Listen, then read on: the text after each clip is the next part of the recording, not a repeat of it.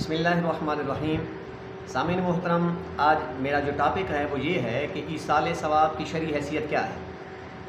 क्या कोई शख्स, ज़िंदा शख्स, मरने वाले को अपना सवाब पहुंचा सकता है? जी हाँ नाज़रीन, बिल्कुल। जो ज़िंदा शख्स हैं ये अपने आमाल, चाहे वो नमाज हो, रोज़ा हो, सदका हो, खैरात हो या हज हो, ये मरने वाले शख्स को पहुंचा सकते हैं और इसका सवाब ज़रूर उन्हें पहुंचता है। इस सिलसिले में कुछ हदीस पाक आपके सामने पेश करता हूँ। नबी करीम सल्लल्लाहु अलैहि वसल्लम के पास एक शख्स हाज़िर हुआ और ये बुखारी की हदीस है। जब हाज़िर हुआ नबी करीम सल्लल्लाहु अलैहि वसल्लम के पास तो अर्ज़ की, या रसूल अल्लाह, मेरी माँ अचानक फ़ौत हो गई है। मेरा गुमान है कि अगर ज़िंदा होती तो वह ज़रूर सदका करती। अगर मैं उसकी तरफ से सदका करूँ तो क्या इसका सवाब उसे पहुँच जाएगा? तो नबी करीम सल्लल्लाहु अलैहि वसल्लम ने इरशाद फरमाया, जी हाँ, अगर तू उसकी तरफ से सदका व खैरात कर तो तेरा सवाब तेरी मरने वाली माँ को पहुँच जाएगा।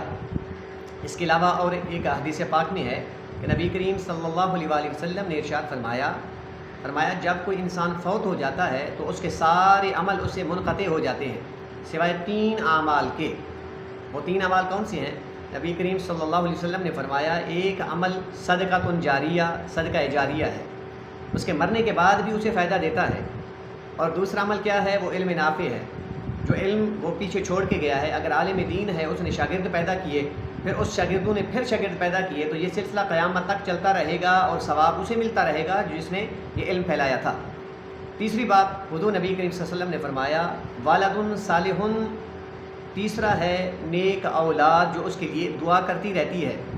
फरमाया जब वो दुआ करती रहती है तो उसका सवाब उसके वालिदैन को मिलता रहता है।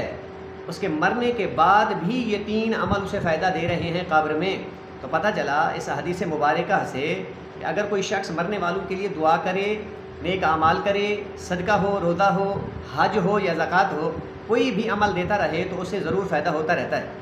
एक और हदीस पाक में सरकार दो आलम हुज़ूर अलैहिस्सलातु वस्सलाम ने फरमाया कि मेरी उम्मत मरहूमा के कुछ लोग जब वो कब्र में जाएंगे तो वो गुनाह की हालत में जाएंगे, वो गुनाह के साथ जाएंगे। फरमाया जब क़यामत के दिन वो कब्रों से उठेंगे तो एक गुनाह का बोझ भी उन पर ना होगा। ये किस सबब से है? फरमाया ये जो नेक लोग पीछे थे उसके लिए दुआ करते रहते थे, मग़फ़िरत की दुआ करते रहते थे। जो उन्होंने दुआ की, मग़फ़िरत की, तो अल्लाह ताला ने उस दुआए मग़फ़िरत की सबब से अल्लाह ताला उनके गुनाहों को माफ़ फरमा देगा। ये हदीस है। और इसके अलावा और भी कसरत से हदीस पाक हैं, वो इंशाअल्लाह वक्तन फ़वक्तन आपके सामने पेश करेंगे। अगर किसी किस्म का कोई सवाल है तो आप हमसे ऐसे कमेंट्स बॉक्स में हमसे पूछ सकते हैं। इंशाअल्लाह अगली वीडियो हम आपके मुताबिक जो सवाल आप पूछेंगे उसी के मुताबिक बनाएंगे। वमा अलैना इल्लल बलागुल मुबीन।